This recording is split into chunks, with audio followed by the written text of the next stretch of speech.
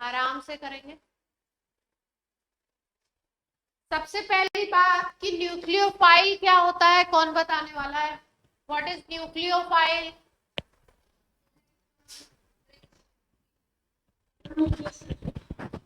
Nucleus, क्या बोला Bhuvi? Nucleus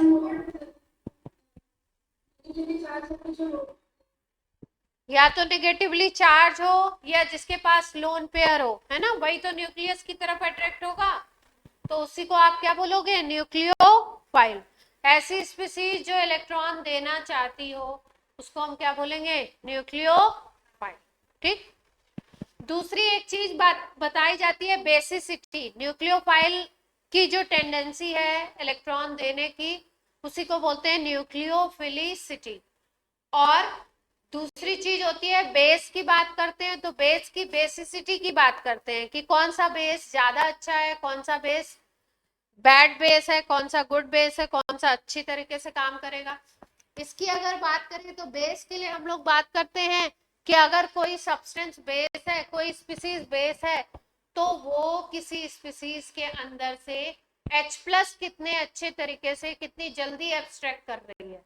किसी से H प्लस जल्दी से एब्स्ट्रैक्ट अगर कोई स्पीसीज कर लेती है और अच्छा एसिड बना लेती है, तो उसको हम क्या बोलेंगे? उस स्पीसीज को गुड बेस। मान लीजिए हमारे पास एक एनायन है A माइनस, अगर वो किसी एसिडिक चीज से या किसी भी सब्सटेंस से फटाफट से H प्लस एब्स्ट्रैक्ट करके Ha बना लेता है, एसिड बना लेता है, तो जो A माइनस होगा वो एक अच्छा बेस बोला जाएगा। ठीक है। कई बार ऐसा होता है कि जो न्यूक्लियोफाइल होते हैं उनके पास भी लोन पेयर होता है और जो बेस होता है उसके पास भी लोन पेयर होता है। ऐसे केसेस देखे जाते हैं कि मान लो जो OH माइनस है, OH माइनस के पास नेगेटिव चार्ज भी है, लोन पेयर भी है, इसकी वजह से वो आपका बेस की तरह भी काम कर सकता है और न्यूक्लियोफाइल की तरह भी काम कर सकता है। ठीक है। लेकिन हमें देखना कैसे होता है? देखना ये होता है कि कौन अच्छे बेस की तरह काम करेगा और कौन अच्छे न्यूक्लियोफाइल की तरह काम करेगा। इन जनरली ऐसा होता है कि जो अच्छे बेस होते हैं वो बैड न्यूक्लियोफाइल होते हैं और जो अच्छे न्यूक्लियोफाइल होंगे उनकी बेसिसिटी कम होती है। तो पहले हम लोग समझेंगे न्यूक्लियोफाइल और न्यूक्लियोफिलिसिटी और बेस और बेसिसिटी की बात करेंगे। तो आपका ये फर्स्ट स्लाइड पे आपकी न्यूक्लियोफाइल की डेफिनेशन लिखी हुई है जो सबको मालूम है, कुछ खास बात नहीं है इसमें। It is a electron rich species having at least one lone pair of electron or it can be neutral or negatively charged. It is always Lewis base. होगी क्या ये? लुइस बेस होगी। लुइस बेस किस basis पे बोलते हैं? Lewis base बोलते हैं अगर किसी के पास लोन पेयर ऑफ इलेक्ट्रॉन हो तो उसको क्या कहते हैं हम? Lewis base. दूसरी बात बोली जा रही है बेसिसिटी की। It is a tendency to donate electron pair to H plus ion. दोनों चीजों में डिफरेंस समझेंगे। न्यूक्लियोफाइल किसको बोलेंगे और बेस किसको बोलेंगे? न्यूक्लियोफाइल जो होगा ये आपका इलेक्ट्रॉन पेयर देगा किसको? कार्बन। न्यूक्लियोफाइल इलेक्ट्रॉन पेयर देता है कार्बन को। और जो बेस होगा, जब बेस की बात करोगे तो आप स्पेसिफिक हो जाओगे H प्लस के लिए, ये इलेक्ट्रॉन पेयर देगा किसको? H plus. ये इलेक्ट्रॉन पेयर किसको देगा? H plus. ये पॉइंट नोट कर लीजिए।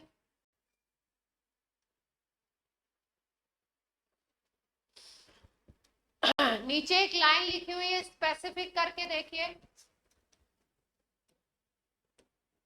All bases are nucleophiles, but all nucleophiles are not bases all time. जितने भी न्यूक्लियोफाइल हैं, उस जितने भी बेसिस हैं उनको आप न्यूक्लियोफाइल कह सकते हो। क्यों? क्योंकि उनके पास लोन पेयर ऑफ इलेक्ट्रॉन होगा, उनके पास एक्सेस इलेक्ट्रॉन होंगे, इसलिए आप उसको न्यूक्लियोफाइल कह सकते हो। लेकिन जितने न्यूक्लियोफाइल हैं उनको हमेशा बेस आप नहीं बोल सकते, क्योंकि हमेशा ऐसे सिचुएशन नहीं होगी कि वो H प्लस एब्स्ट्रैक्ट कर सके। असर्शन रीजन में ये स्टेटमेंट आ सकता है इसी तरीके से।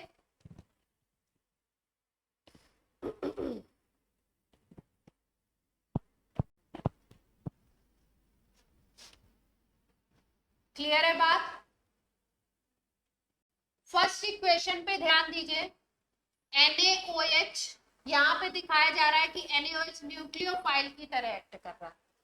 न्यूक्लियोफाइल की तरह एक्ट करने का क्या मतलब है? देखिए, ये जो CH3Cl था अपना, ये CH3Cl का ये बॉन्ड ब्रेक होता है, Cl माइनस बनाता है और कार्बोकेटाइन बनाता है CH3 प्लस। ठीक, इस CH3 प्लस पे, या आप अगर न्यूक्लियोफाइल की बात कर रहे हो तो आप इसमें आप ये भी बात कर सकते हो कि यहाँ पे हो रहा है न्यूक्लियोफिलिक सब्स्टिट्यूशन रिएक्शन। क्या हो रहा है? Nucleophilic substitution. यहाँ पे पॉजिटिव सेंटर डेवलप हुआ, यहाँ पे नेगेटिव सेंटर डेवलप हुआ। इस पॉजिटिव सेंटर पे ये जो OH माइनस था ये जाकर के अटैच हो गया और Na प्लस अलग हो गया, Cl माइनस अलग हो गया। ये ठीक है, तो यहाँ पे एक तरीके से आप देखो तो न्यूक्लियोफिलिक सब्स्टिट्यूशन हुआ। तो ये जो OH माइनस था ये कैसे काम किया? न्यूक्लियोफाइल की तरह। क्लियर है बात इतनी? ऑनलाइन?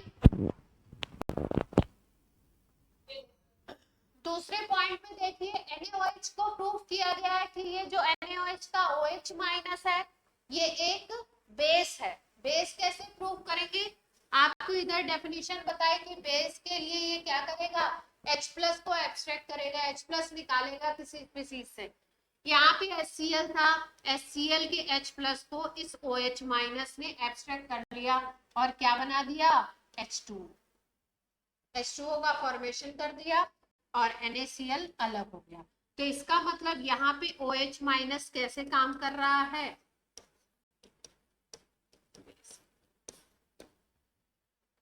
क्लियर है बात?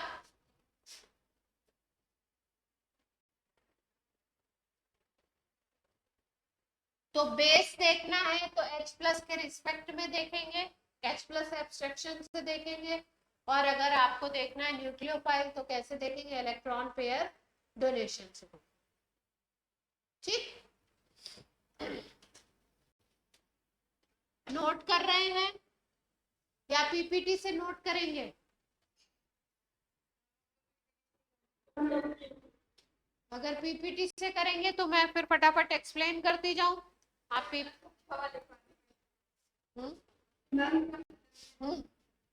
बोलिए, क्या कह रहे हैं भूवी? दोबारा रिपीट कर दूं? देखो, अगर न्यूक्लियोफाइल देखना है किसी को, न्यूक्लियोफाइल के पॉइंट ऑफ व्यू से आप देख रहे हो तो आप ये देखोगे कि वो इलेक्ट्रॉन पेयर डोनेट करेगा, उसके ऊपर नेगेटिव चार्ज भी हो सकता है, वो न्यूट्रल भी हो सकता है, और वो इलेक्ट्रॉन पेयर डोनेट करेगा कार्बन को।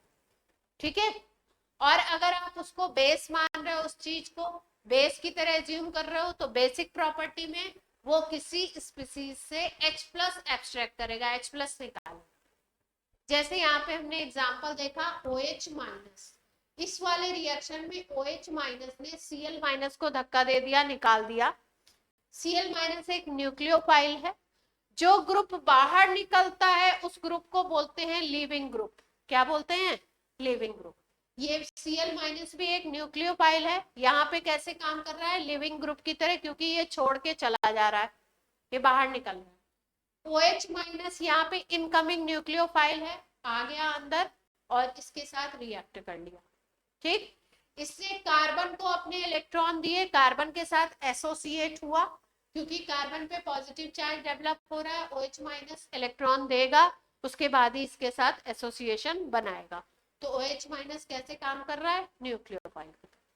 नीचे वाली रिएक्शन में HCl था, रिएक्शन के प्रोडक्ट को हमने देखा, प्रोडक्ट से हमें पता लगा कि H2O बन रहा है। H2O बनने का मतलब है OH और H माइनस कंबाइंड कर रहे हैं, तो यहाँ से H माइनस को एक्सट्रैक्ट करने का काम किसने किया? OH माइनस ने। तो OH माइनस H प्लस के साथ कंबाइंड होके H2O बना रहा है, इसका मतलब OH माइनस यहाँ पे कैसे काम कर रहा है? बेस की तरह काम कर रहा है। यहाँ पे OH माइनस ने अपने इलेक्ट्रॉन दिए H प्लस को, और उसके साथ एसोसिएट होकर के क्या बनाया इसने? HOH, water. Clear?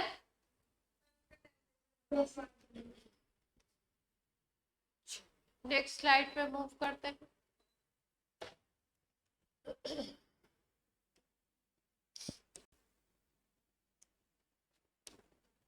Next slide में न्यूक्लियोफिलिसिटी क्या है ये बताया गया है। Tendency to give electron pair to an electron deficient carbon. Electron deficient क्या होना चाहिए? Carbon atom is defined as nucleophilicity. क्या बोलते हैं इसको? न्यूक्लियोफिलिसिटी। क्राइटेरिया क्या है इसके लिए? देखिए क्या क्या क्राइटेरिया दे रखा है। Criteria for nucleophilicity, factors which increases electron density at donor atom increases nucleophilicity। कोई ऐसा फैक्टर जो डोनर एटम के ऊपर इलेक्ट्रॉन डेंसिटी को बढ़ा दे, वो न्यूक्लियोफिलिसिटी को बढ़ाएगा। क्योंकि अगर इलेक्ट्रॉन बढ़ेंगे, उस पर डेंसिटी बढ़ेगी, तो वो ज्यादा इलेक्ट्रॉन दे सकता है, उसकी टेंडेंसी इंक्रीज होगी, तो न्यूक्लियोफिलिसिटी क्या होगी? ठीक। नेक्स्ट पॉइंट में क्या है? The more polarisable donor atom is better nucleophile. ध्यान से देखिए, मोर पोलराइजेबल डोनर एटम।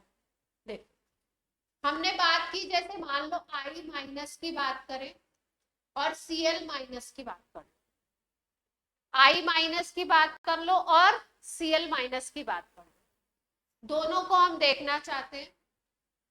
एक आपने रूल्स पढ़ा था, कौन सा?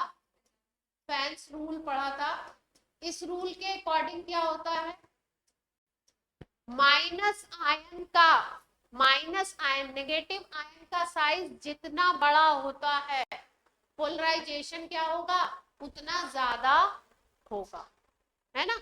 और पोलराइजेशन का मतलब क्या है? पोलराइजेशन का मतलब क्या होता है?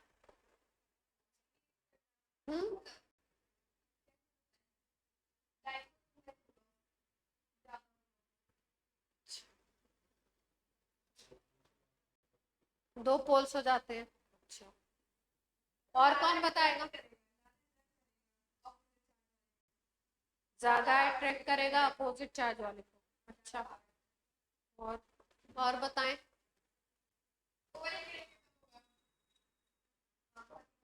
ज्यादा पोलराइजेशन का क्या मतलब है? पोलराइजेशन पढ़ा है सबने केमिकल बॉन्डिंग में। पार्शियल नेगेटिव और पार्शियल पॉजिटिव कैरेक्टर क्या होगा? आ जाएगा। अच्छा, और कोई बताना चाहता है?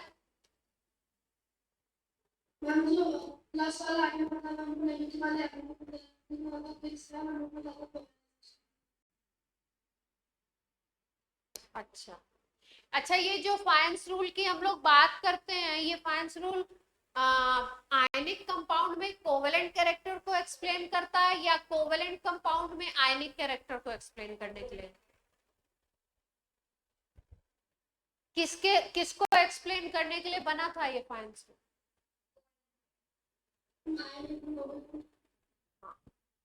जो फाइंस रूल की हम बात करते हैं, ये बताता है कोवेलेंट कैरेक्टर को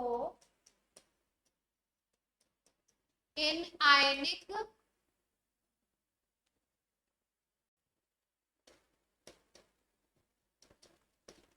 कंपाउंड या कोवेलेंट कंपाउंड कोई भी हो, इसमें हम बात किसकी करते हैं? कोवेलेंट कैरेक्टर की। फाइंस रूल में क्या बात करी जाती है कि मान लो ये नेगेटिव आयन है, ठीक है, ये नेगेटिव आयन ये I माइनस है, ठीक। इसके साथ मान लो दूसरा कोई एनायन लगा हुआ है, सपोज Na+ लगा हुआ है ना, इसका ये जो पॉजिटिव चार्ज है ये इसके इलेक्ट्रॉन क्लाउड को क्या करेगा, थोड़ा सा अपनी तरफ इधर की तरफ पुल करेगा। इसको पुल करने से क्या होगा,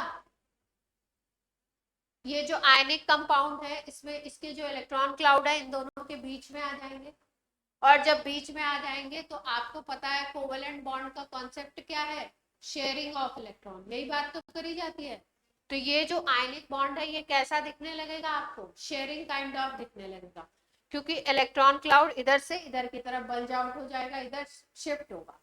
जब इधर शिफ्ट होगा तो आप बोलोगे कि इस आयनिक कंपाउंड में थोड़ा सा क्या डेवलप हो गया है, कोवेलेंट कैरेक्टर डेवलप। तो इस कोवेलेंट कैरेक्टर की जो उस कंपाउंड में कोवेलेंट कैरेक्टर ज्यादा डेवलप होता है जिसमें ये जो आपका माइनस वाला आयन है ये बड़ा हो, क्योंकि फिर चांसेस ज्यादा होते हैं इस इलेक्ट्रॉन क्लाउड के इधर की तरफ। जब छोटा सा मान लो F- ले लिया हमने और यहाँ पे Na+ की बात कर रहे हो, तो इसका जो इलेक्ट्रॉन क्लाउड है वो बहुत छोटी सी जगह पे है, तो बल्ज आउट होगा भी थोड़ा बहुत, इधर आएगा भी तो बहुत कम आएगा। लेकिन I- का इलेक्ट्रॉन क्लाउड क्या होगा, बड़े एरिया में है, तो इधर की तरफ कोवेलेंट कैरेक्टर में आने के लिए इसको ज्यादा दिक्कत नहीं आएगी, मतलब इजी है इसके लिए। तो क्या बात बोली गई इस पॉइंट में, more polarisable donor atom is better nucleophile. जहां पे पोलराइजेशन ज्यादा होगा जिस एटम का, वो अच्छे न्यूक्लियोफाइल की तरह काम करेगा।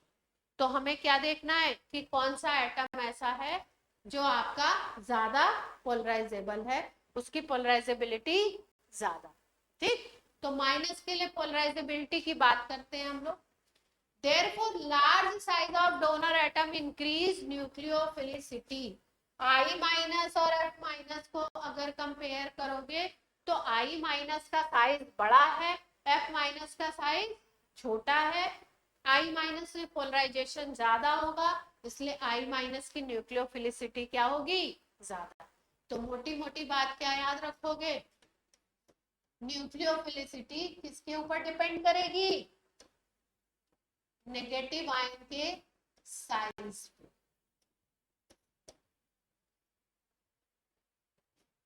देख लो ऐसे।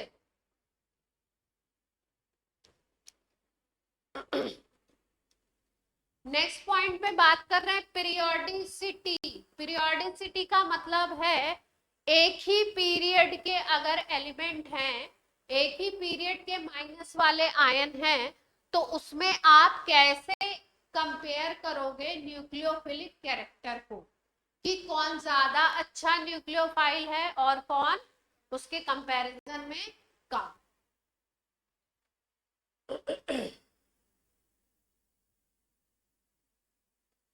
ठीक, देखो इसको कैसे देखना है। इसमें अगर हम देखें तो एक आयन दिया हुआ है CH3-, दूसरा दिया हुआ है NH2-, तीसरा दिया है OH-, और चौथा दे रखा है F-। Carbon, nitrogen, oxygen, fluorine कौन से पीरियड के एलिमेंट है,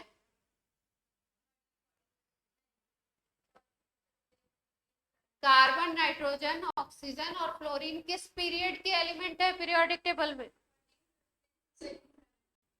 सेकेंड पीरियड के एलिमेंट है सारे के सारे। पीरियड पूछ रही हूँ, ग्रुप नहीं पूछ रही हूँ, सारे के सारे किस पीरियड के एलिमेंट हैं, सेकेंड। सेकेंड पीरियड के एलिमेंट है ये CH3-, NH2-, OH-, F-। यहाँ पे डोनर एटम कार्बन है, यहाँ पे डोनर एटम नाइट्रोजन, यहाँ पे ऑक्सीजन, यहाँ पे क्या है F-। इसमें अगर हम देखें तो कार्बन की इलेक्ट्रोनिगेटिविटी सबसे कम है, उससे ज्यादा नाइट्रोजन की, उससे ज्यादा ऑक्सीजन की और उससे ज्यादा फ्लोरीन की। सबसे ज्यादा इलेक्ट्रोनेगेटिविटी किसकी है? फ्लोरीन की। तो फ्लोरीन में क्या टेंडेंसी होगी? जितना इलेक्ट्रोनेगेटिव एटम होता है उसकी टेंडेंसी होती है माइनस चार्ज को, इलेक्ट्रॉन को अपनी तरफ खींचे रहने की, अपनी तरफ पुल करके रखने की। तो जो F माइनस है इसकी इलेक्ट्रोनेगेटिविटी, F की इलेक्ट्रोनेगेटिविटी सबसे ज्यादा होने की वजह से अगर यहाँ पे हम कंपेयर करेंगे तो यहाँ पे कंपैरिजन हम करेंगे कि ये निगेटिव चार्ज को अपने ऊपर बनाए रखना चाहता होगा इन सब में सबसे ज्यादा। तो अगर निगेटिव चार्ज को अपने ऊपर ही रखना चाहता है, ये बनाए रखना चाहता है, तो इसका मतलब है अगर अपोजिट सोचो कि इसको इलेक्ट्रॉन देना है किसी कार्बन एटम को, तो ये देना नहीं चाहेगा या कम देना चाहेगा। तो इसका मतलब इसकी न्यूक्लियोफिलिसिटी क्या होगी? सबसे कम। क्लियर है बात?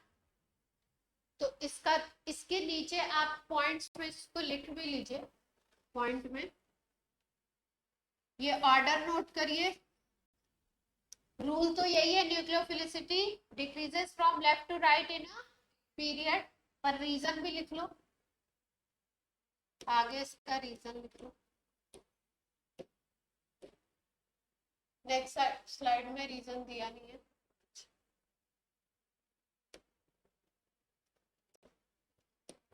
रीजन लिख लो, because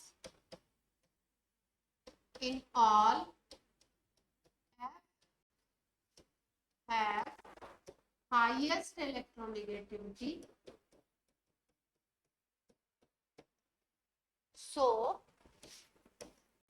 F wants to carry negative charge, or you can say electron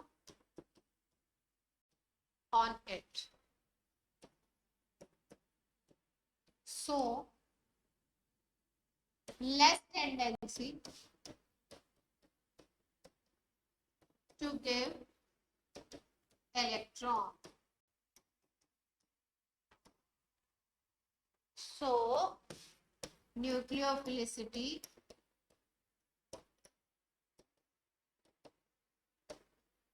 is less. Clear होती है बात?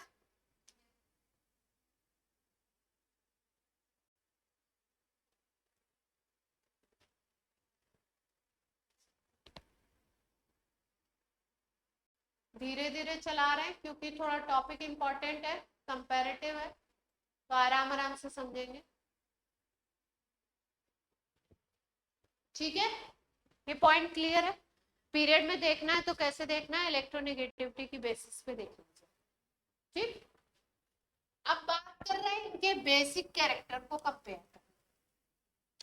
इस स्लाइड में देखिए न्यूक्लियोफिलिसिटी F माइनस की सबसे कम, Cl माइनस की उससे ज्यादा, Br माइनस की उससे ज्यादा, I माइनस की उससे ज्यादा। अगर इनको देखो तो F, Cl, Br और I ये क्या है? 17 ग्रुप के एलिमेंट है। और हम अभी हमने पीरियड में डिस्कस किया था, अब हम किस में डिस्कस कर रहे हैं? ग्रुप में डिस्कस करना चाह रहे हैं। तो अगर ग्रुप में आप डिस्कस करते हो तो ग्रुप में कैसे देखना है आपको? ग्रुप में आपको देखना है साइज से।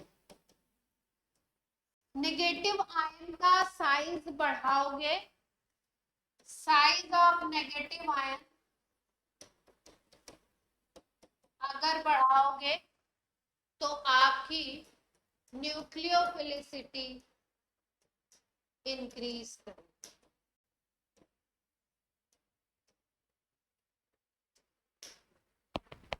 क्यों इंक्रीज कर रही है? क्योंकि जो बड़ा आयन है वो नेगेटिव चार्ज को आसानी से अपने ऊपर रख लेता। बड़ा जो आयन है वो क्या है? आसानी से अपने ऊपर नेगेटिव चार्ज को बड़े एरिया में आराम से रख लेगा। और क्योंकि एरिया बड़ा है तो उसकी टेंडेंसी क्या होगी?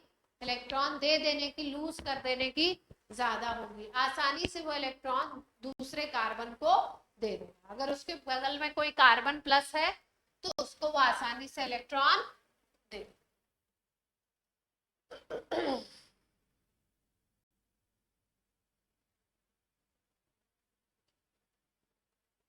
ये लास्ट लाइन का एक्सप्लेनेशन है।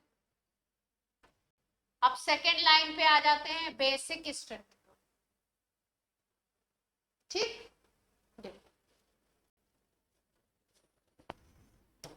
बेसिक स्ट्रेंथ की बात करते हैं।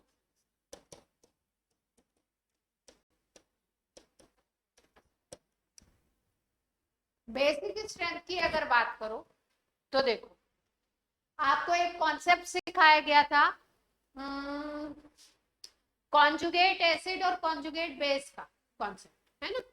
तो उसमें हम लोग क्या बोलते थे, उसमें हम लोग बोलते थे कि अगर आपको किसी के कॉन्जुगेट एसिड का फॉर्मूला निकालना है तो आप क्या करो, कॉन्जुगेट बेस में एक H प्लस जोड़ दीजिए, तो क्या निकल आएगा, कॉन्जुगेट एसिड का फॉर्मूला।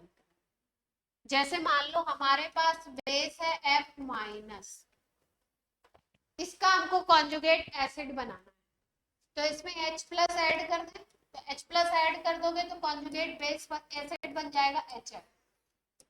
ये कॉन्जुगेट बेस है और ये क्या बन गया, कॉन्जुगेट एसिड।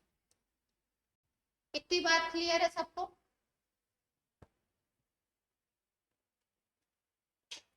हम क्या करना चाह रहे हैं, बेसिक स्ट्रेंथ को कंपेयर करना चाह रहे हैं, किसकी किसकी, F minus, Cl minus, Br minus और I माइनस की बेसिक स्ट्रेंथ को कंपेयर करना।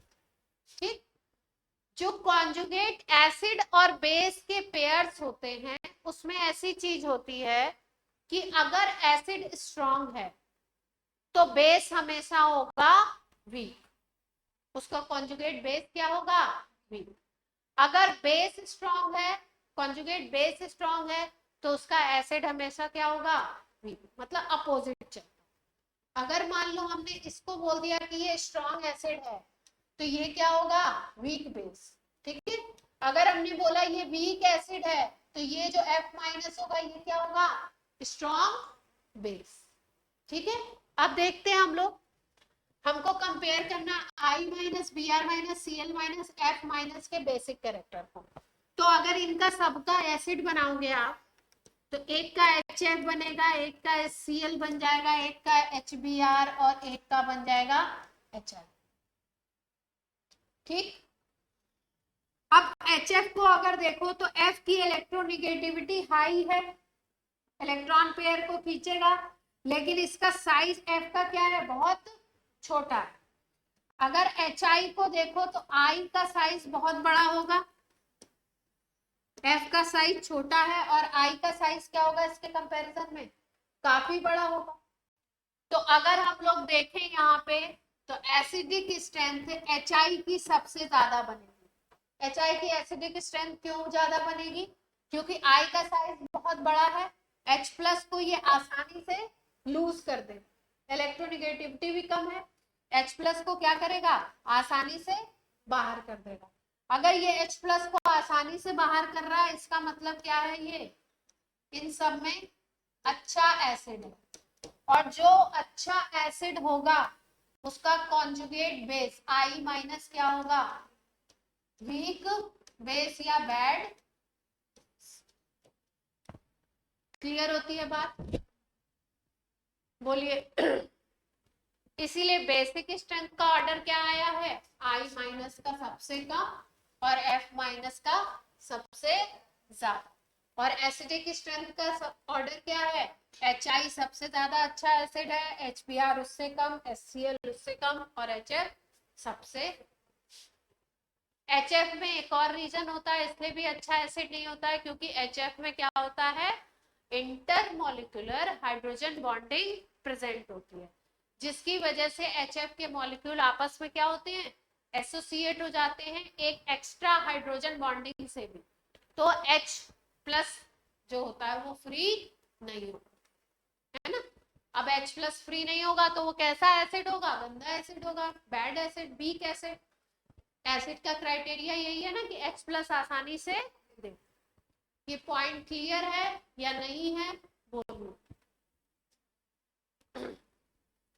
तो इंटरप्रिटेशन क्या निकला कि in a group nucleophilicity increases from top to bottom and due to increase in size of donor atom, but basicity decreases from top to, basicity क्या होगी, decrease करेगी, न्यूक्लियोफिलिसिटी क्या होगी, इंक्रीज करेगी।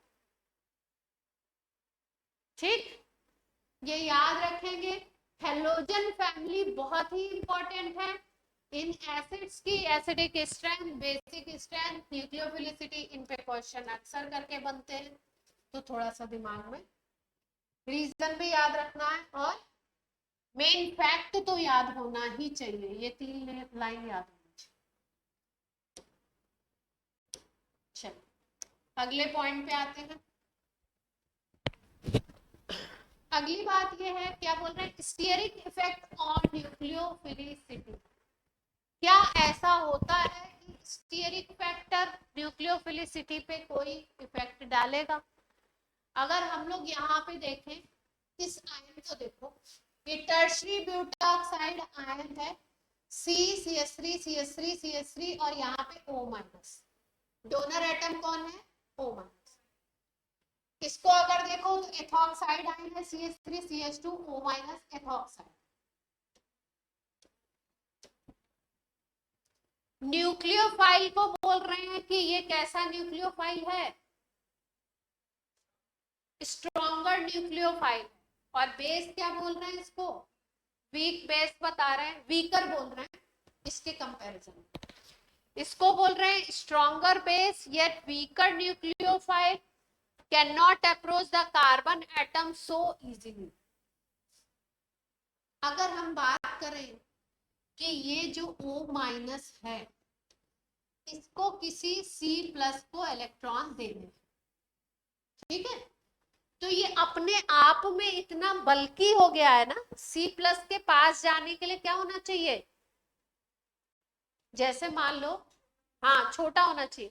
एक मान लो आप एक आप किसी को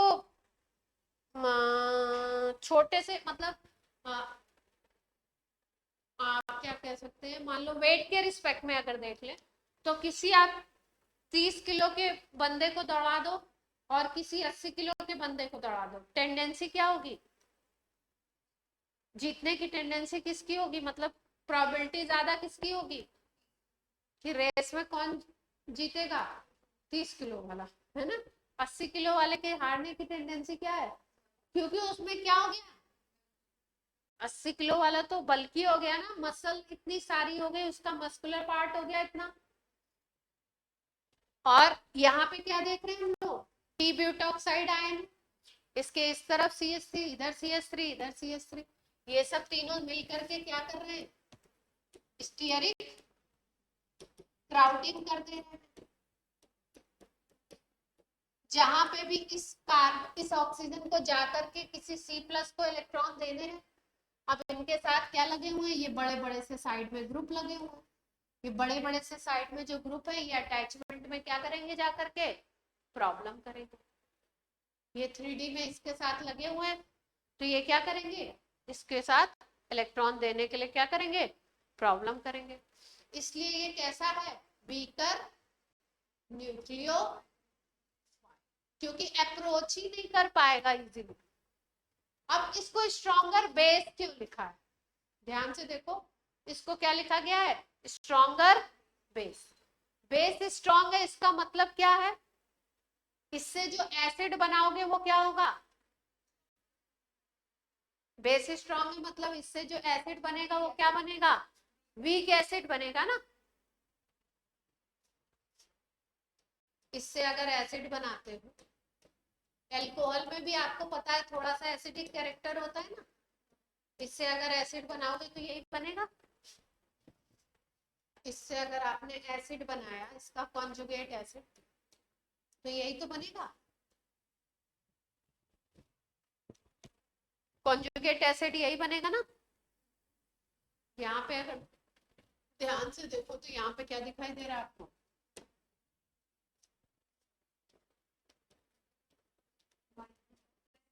प्लस आई ग्रुप दिख रहे हैं, प्लस आई ग्रुप दिखाई दे रहा है।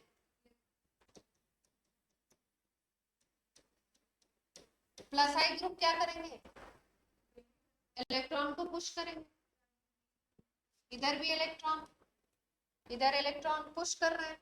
अच्छे एसिड के लिए क्या होना चाहिए, इजिली लीव हो जाना चाहिए। यहाँ पे निगेटिव चार्ज बढ़ रहा है, निगेटिव चार्ज अगर बढ़ रहा है तो H प्लस को निकालने देगा, नहीं निकलने देगा। H प्लस को अगर नहीं निकलने देगा तो कैसा एसिड होगा, वीक एसिड होगा, है ना। वीक एसिड हो गया तो इसका जो बेस होगा वो कैसा होना चाहिए, इसलिए ये क्या है, किस तरीके से काम करता है, टी ब्यूटॉक्साइड स्ट्रॉन्गर बेस की तरह काम करता है, लेकिन न्यूक्लियोफिलिक टेंडेंसी अगर देखें तो क्या है, कम है। इलेक्ट्रॉन जब इसको जा करके देना है O माइनस को, तो इसके बगल में इतने बड़े बड़े से ऐसे 3 ग्रुप लगे हुए हैं, मिथाइल ग्रुप बल्कि ग्रुप होते हैं, कि इसको अटैच ही नहीं होते। क्लियर है ये स्लाइड।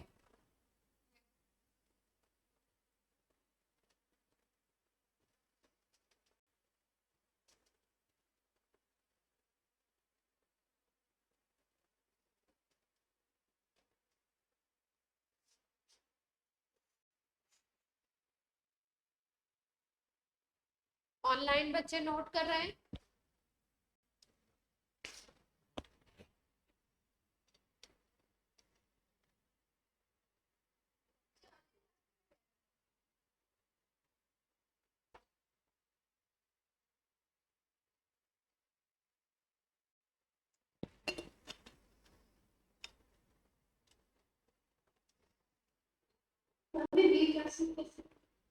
हम्म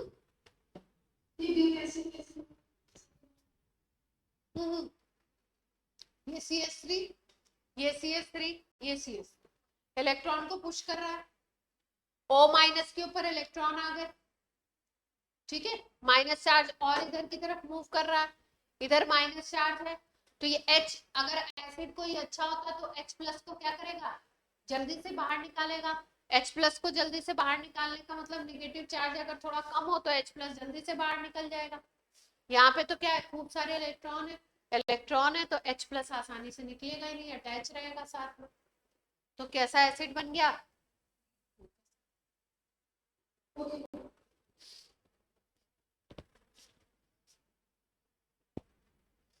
ये दोनों कॉन्सेप्ट जो है ना, ये थोड़े से न्यूक्लियोफिलिसिटी और ये जो है थोड़ा सा मिक्सिंग कॉन्सेप्ट है, इसलिए बहुत धीरे धीरे बताना पड़ रहा है।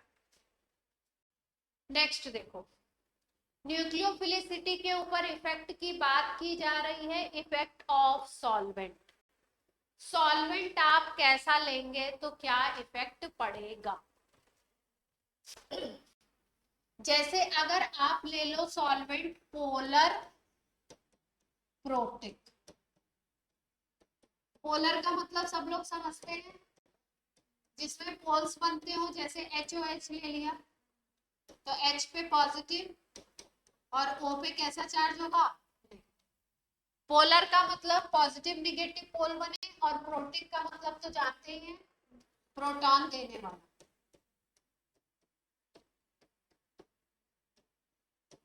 ठीक, अगर बात करें सॉल्वेंट ऐसा जो पोलर एप्रोटिक हो, एप्रोटिक मतलब जो प्रोटॉन नहीं देगा, पोलर तो होगा, जैसे एक कंपाउंड होता है DMSO, dimethyl sulphoxide, dimethyl sulphoxide, ये पोलर तो होता है लेकिन प्रोटॉन नहीं देता, प्रोटॉन है ही नहीं इसमें, मतलब H तो है लेकिन H प्लस के फॉर्मेट में निकलता नहीं, तो ये जो सॉल्वेंट है ये कैसा है, पोलर एप्रोटिक। अब सॉल्वेंट का क्या इफेक्ट हो रहा है देखते हैं,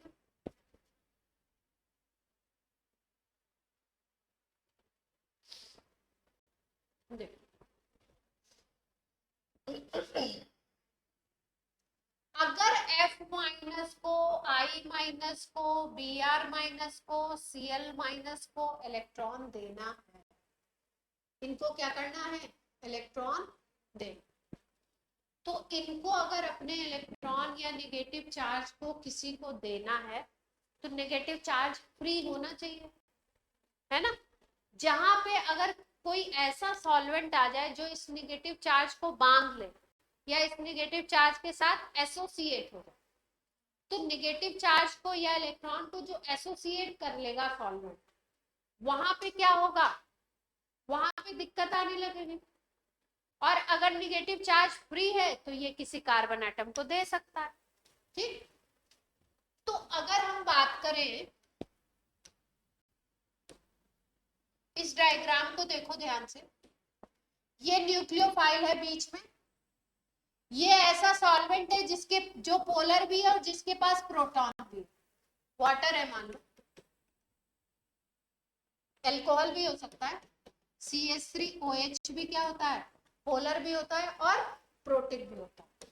इस पे नेगेटिव चार्ज, इस पे पॉजिटिव, पोलर भी हो गया और H प्लस दे देगा तो क्या हो गया, प्रोटिक भी। ठीक, ये न्यूक्लियोफाइल है हमारा, Cl minus, F minus, Br minus, I minus, कोई भी नहीं। ठीक, अब हमने सॉल्वेंट ले लिया पोलर प्रोटिक, तो यहाँ पे प्रोटॉन है, H प्लस है, वाटर मान लीजिए, तो वाटर के मॉलिक्यूल H प्लस यहाँ से एसोसिएट हो गया, H प्लस यहाँ से एसोसिएट हो गया, यहाँ एसोसिएट हो गया, ढेर सारे H प्लस, इसको क्या करेंगे, वाटर मॉलिक्यूल का H प्लस का जो एंड होगा वो न्यूक्लियोफाइल को सराउंड करेगा। ठीक, और जैसे ही न्यूक्लियोफाइल को सराउंड करेगा, इफेक्ट क्या आएगा, देखिए, effect is related to strength of reaction between nucleophile and solvent molecules of polar protic solvent, forms hydrogen bond to the nucleophile in the following manner। जैसे ही न्यूक्लियोफाइल के साथ हाइड्रोजन बॉन्डिंग हो गई इस तरीके की, तो जहां पे हाइड्रोजन बॉन्डिंग ज्यादा होगी वहां पे जो बीच वाला न्यूक्लियोफाइल है जो किसी और को इलेक्ट्रॉन देता तो अच्छा न्यूक्लियोफाइल बनता, तो उसके चारों तरफ तो क्या हो गए, H प्लस आकर के एसोसिएट हो गए, और एसोसिएट होने के बाद उसको बल्कि बना दिया बिल्कुल। ठीक है, तो इसका क्या मतलब है कि जिसके पास हाइड्रोजन बॉन्डिंग ज्यादा हो जाएगी पोलर सॉल्वेंट से, वो इलेक्ट्रॉन देने की पॉसिबिलिटी उसकी कम हो जाएगी, क्योंकि वो चारों तरफ से घिर गया, सॉल्वेंट मॉलिक्यूल से क्या हो गया, वो चारों तरफ से घिर गया। ठीक है, तो अगर हम ध्यान से देखें, तो F की अगर बात करो, तो F की इलेक्ट्रोनेगेटिविटी सबसे ज्यादा होती है। F में अगर पूरी पीरियोडिक टेबल में हम देखें तो हाइड्रोजन बॉन्डिंग F माइनस सबसे ज्यादा कर सकता है, क्योंकि इलेक्ट्रोनेगेटिविटी की बेसिस पे ही हाइड्रोजन बॉन्डिंग होती है, जिसमें जितनी ज्यादा इलेक्ट्रोनेगेटिविटी उसमें हाइड्रोजन बॉन्डिंग की टेंडेंसी उतनी ज्यादा। तो F माइनस पे हाइड्रोजन बॉन्डिंग सबसे ज्यादा होगी, तो ये सॉल्वेंट से चारों तरफ से सबसे ज्यादा घिर जाएगा, और सबसे ज्यादा अगर सराउंड हो जाएगा तो इसका नेगेटिव चार्ज किसी और को देना क्या होगा, डिफिकल्ट। डिफिकल्ट बोले तो न्यूक्लियोफिलिसिटी क्या हो जाएगी, डाउन। ये बात समझ में आई या नहीं आई, जिसको नहीं आई वो बोल दो, फिर से एक्सप्लेन करो।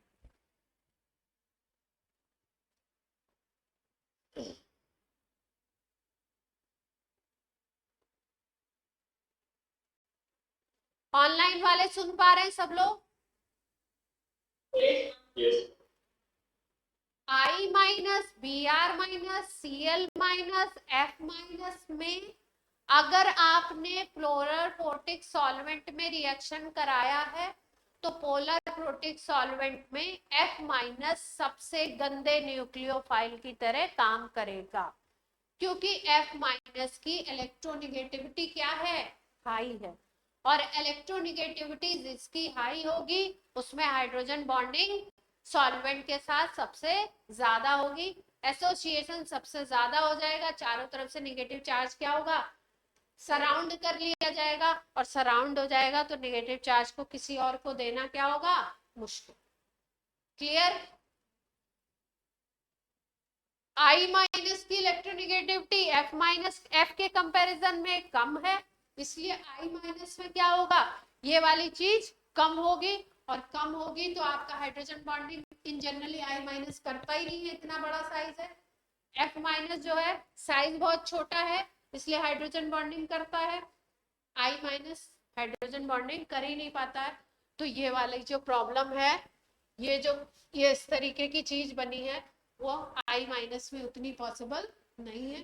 तो आराम से वो क्या करेगा, अपने इलेक्ट्रॉन को किसी कार्बन प्लस को दे सकता है। क्लियर है? बोलो भाई। yes. यहाँ पे साथ साथ में रीजन लिख लो, रीजन लिखो। Because F have high electronegativity, so high tendency to form H bond with polar protic solvent, so association is of higher level, association बहुत ज्यादा हो गया, so not give electron to C plus properly। Compare करें तो देगा तो है ही, लेकिन उतना प्रॉपरली नहीं देगा। और I- क्या होगा, 2।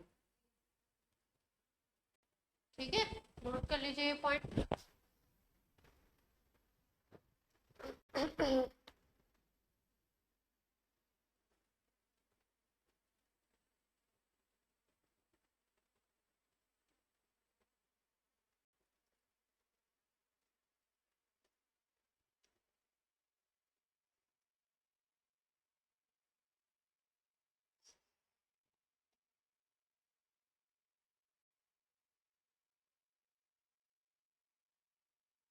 हो गया,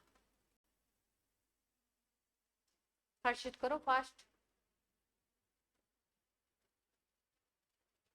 ऑनलाइन वाले बच्चों ने कर लिया? ऑनलाइन का आवाज आ रही है? मान्या नोट कर रहे हैं आप? वेरोनिका, अनिष्का, वंश, पलक, साक्षी, हो गया नोट? ये था पोलर प्रोटिक सॉल्वेंट की बात करी थी। अब हम लोग बात करते हैं किसकी, अब बात करते हैं ए प्रोटिक, जिसमें प्रोटॉन नहीं है। ठीक है, प्रोटॉन का मतलब H नहीं दे सकता है, तो H नहीं दे सकता है तो वहां पे हाइड्रोजन बॉन्डिंग की पॉसिबिलिटी नहीं हो। जैसे एक सॉल्वेंट है DMSO, डाइमिथाइल सल्फोक्साइड, अगर इसमें हम लोग देखें हैलाइड आयन की, तो हैलाइड आयन की जो न्यूक्लियोफिलिसिटी है वो क्या हो गई, बिल्कुल अपोजिट ऑर्डर में आ गई। F- की ज्यादा है और I- की क्या हो गई, कम हो गई। देख पा रहे हैं, क्योंकि यहाँ पे कोई हाइड्रोजन बॉन्डिंग नहीं होगी। कैसा सॉल्वेंट है, ए प्रोटिक, प्रोटॉन है ही नहीं, no hydrogen bonding, no H bond with F-, F- पे अच्छा खासा चार्ज है, तो न्यूक्लियोफिलिसिटी क्या होगी, ज्यादा।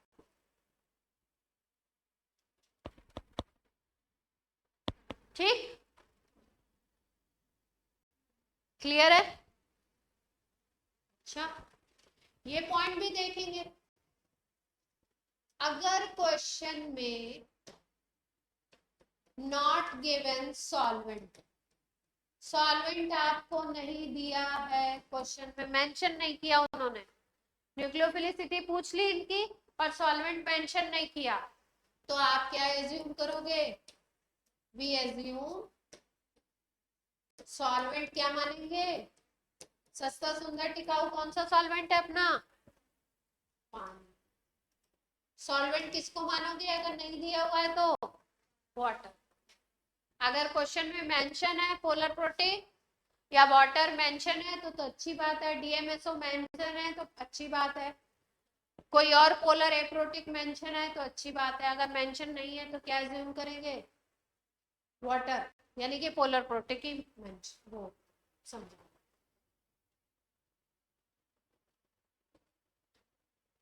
ठीक है,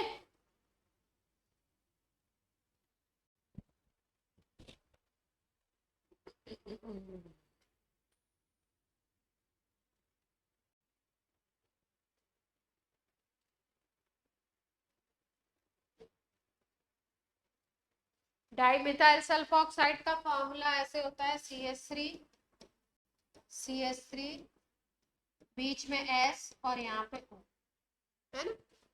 तो सल्फर और ऑक्सीजन की इलेक्ट्रोनेगेटिविटी में डिफरेंस होता है, इसलिए इस पे नेगेटिव और इस पे सल्फर पे पॉजिटिव।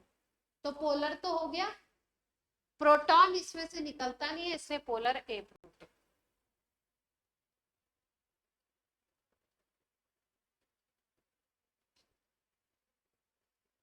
ठीक है, क्लियर है बात यहां तक।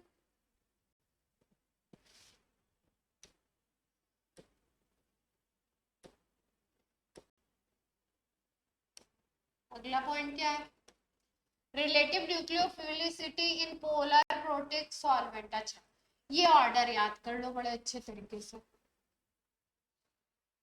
पोलर प्रोटिक सॉल्वेंट में क्या है न्यूक्लियोफिलिसिटी?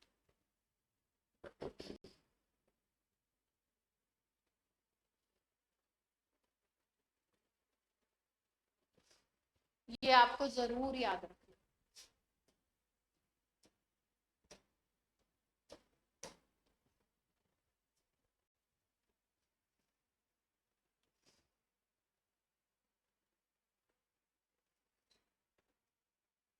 हो गया,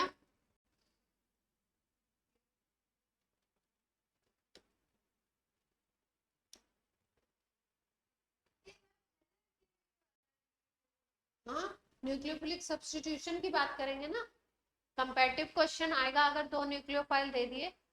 रजत पूछ रही कि हेलो एल्केन में क्यों आ रहा है न्यूक्लियोफिलिसिटी, जीओसी का पार्ट है, लेकिन क्योंकि न्यूक्लियोफिलिक सब्स्टिट्यूशन इस चैप्टर में है इसलिए यहाँ पे बता रहे हैं। पहले नहीं बताया कि क्या करेंगे आप, गड़बड़ कर देंगे सब। अब देखिए CH3 minus NH2 minus OH minus F minus, nucleophilicity का ऑर्डर क्या है, CH3 माइनस की ज्यादा, NH2 माइनस की उससे कम, OH माइनस की उससे कम, F माइनस की उससे कम। अगर बेसिक स्ट्रेंथ बोले तो क्योंकि F माइनस के साथ जो एसिड बनता है HF वो सबसे अच्छा एसिड होगा, इसलिए इसकी बेसिक स्ट्रेंथ सबसे कम हो गई और न्यूक्लियोफिलिसिटी सबसे,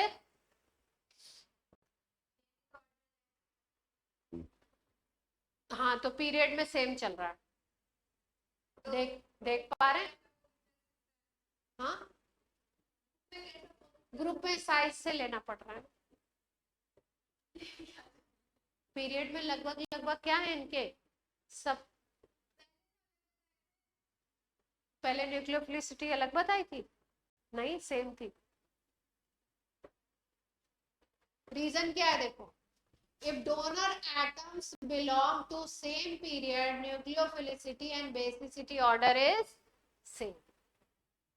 दूसरा बात क्या कर रहे हैं, ग्रुप की बात कर रहे हैं, in group nucleophilicity increases while basicity decreases on moving down top to, यही ऑर्डर है, अभी यही बात करी गई थी, इसमें ऐड ये नया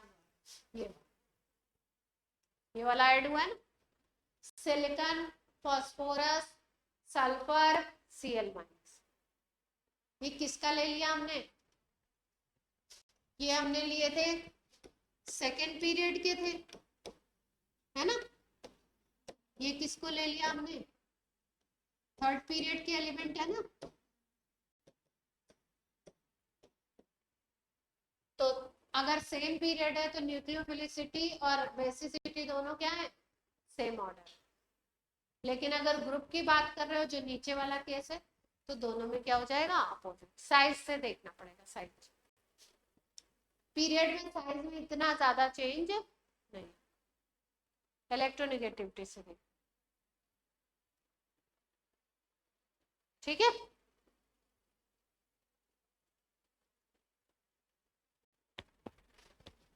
इतना आपका दिमाग एब्जॉर्ब कर पा रहा है आज, बोलो बच्चों।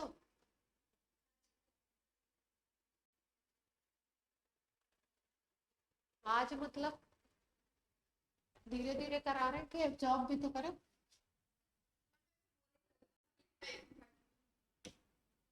आप लिख नहीं रहे उसके लिए आपको बोलेंगे।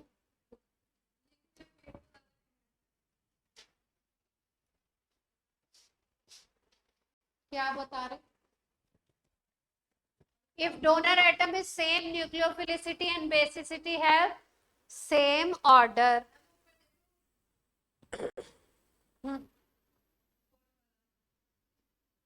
डोनर एटम अलग अलग हो गए ना, O है और S है, इसलिए दोनों का ऑर्डर क्या है? यहाँ पे डोनर एटम O है, यहाँ पे डोनर एटम सल्फर है, दोनों अलग अलग हो गए, इसलिए न्यूक्लियोफिलिसिटी और बेसिसिटी का ऑर्डर क्या हो गया? चेंज।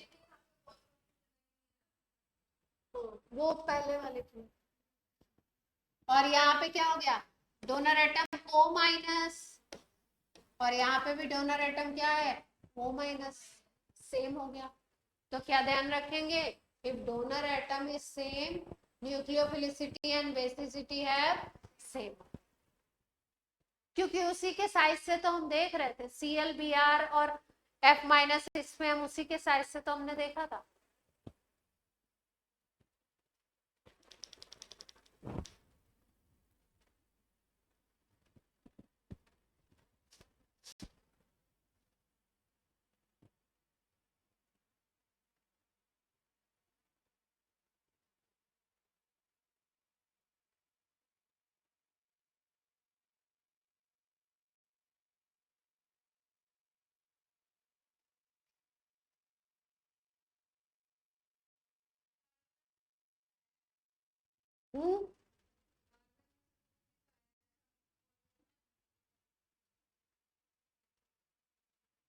यहाँ पे रेजोनेंस के फैक्टर से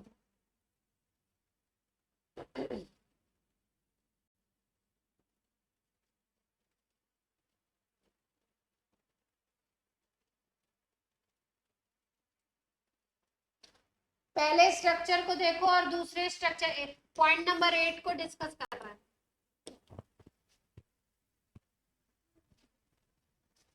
डिस्कस कर दिया जाए पॉइंट नंबर 8 को।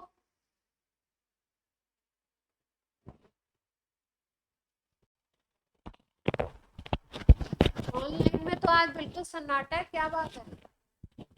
नोट करने में लगे हैं या कहीं और लगे हैं?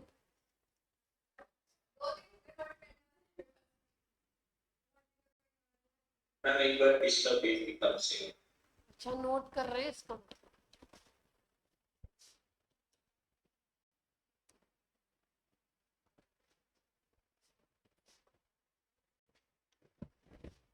काम कर रहे हैं बच्चे।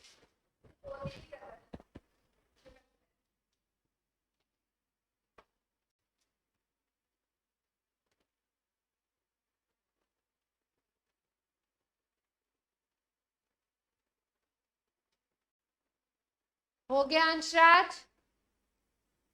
यस मैम, हो गया।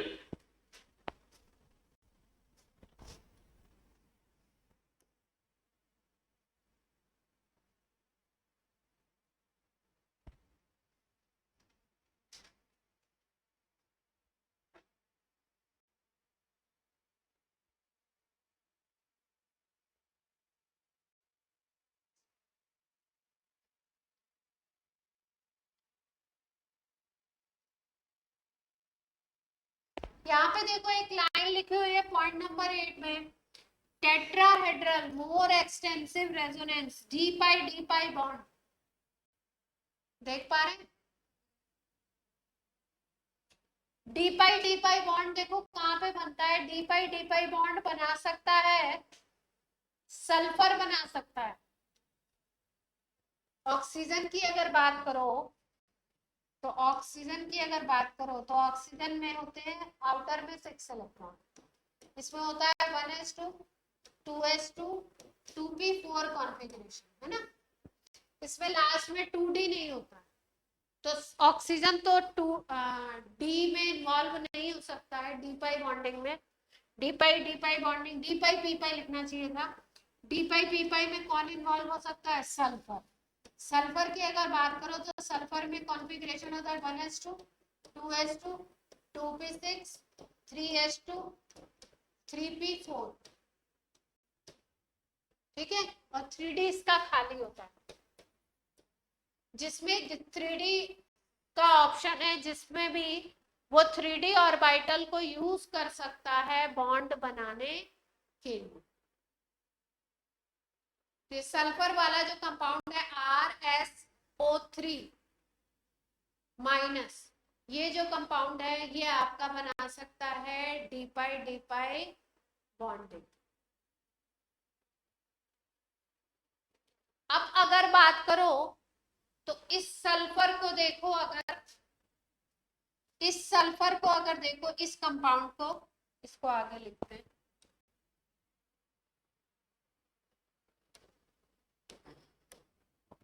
एक ये वाला कंपाउंड है,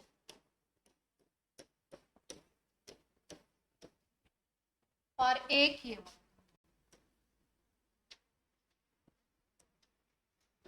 8 पॉइंट को डिस्कस कर रहे हैं।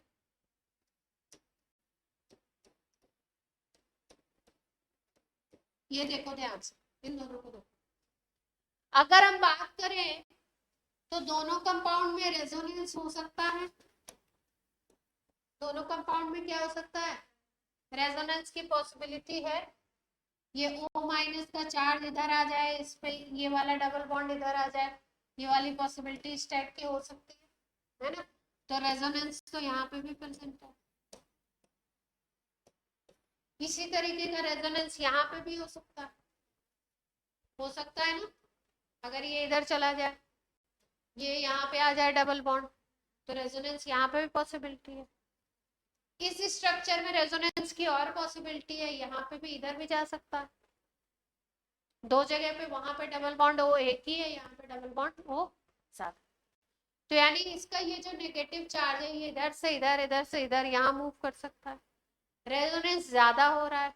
इसके स्ट्रक्चर को टेट्राहेड्रल बोला। टेट्राहेड्रल क्यों बोला, क्योंकि अगर VSEPR थ्योरी से देखो तो VSEPR थ्योरी में आपको क्या बताया जाता है कि जो डबल बॉन्ड है उनको भी क्या कंसीडर करो, सिग्मा, सिंगल बॉन्ड कंसीडर कर लो। तो सिंगल बॉन्ड अगर कंसीडर करोगे तो स्टेरिक फैक्टर क्या बन जाएगा बीच वाले का, इसका स्टेरिक फैक्टर आ जाएगा 4। 4 का मतलब हाइब्रिडाइजेशन क्या हो गया, sp3, इसीलिए इस स्पीसीज को क्या बोला है, टेट्राहेड्रल।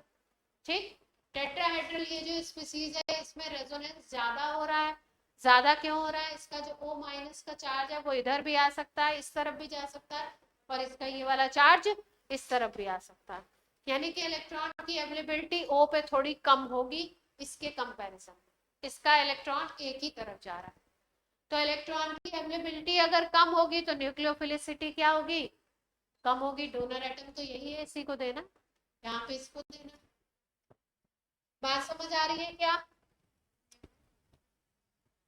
देखो ध्यान से, टेट्राहेड्रल मोर एक्सटेंसिव रेजोनेंस, इसलिए यहाँ पे क्या हो रहा है आपका, न्यूक्लियोफिलिसिटी का ऑर्डर इसका ज्यादा होगा और इसका कम। 8 नंबर पॉइंट क्लियर है।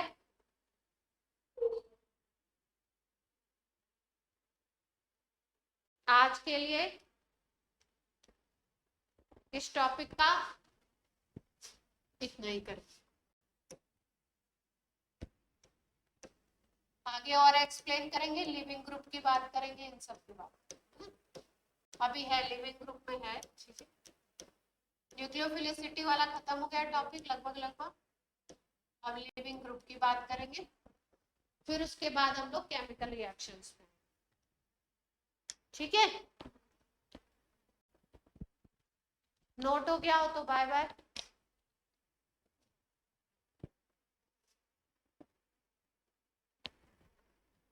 नहीं हुआ है तो पढ़ लीजिए।